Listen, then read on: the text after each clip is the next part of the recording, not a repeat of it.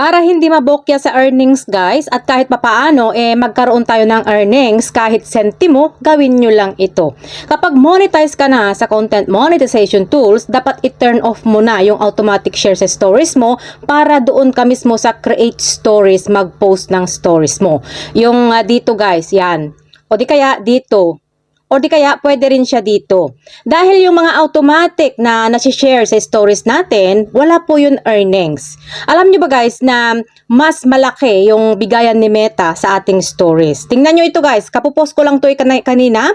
Tapos meron siyang 600 plus na interaction. At saka 2,000 plus lang yung views niya. Pero meron siyang 0.13 na earnings. Kasi kung sa reels ko yan pinost, siguro mga 0.03 o kaya 0.04 lang yung earnings ng 2,000 plus na views.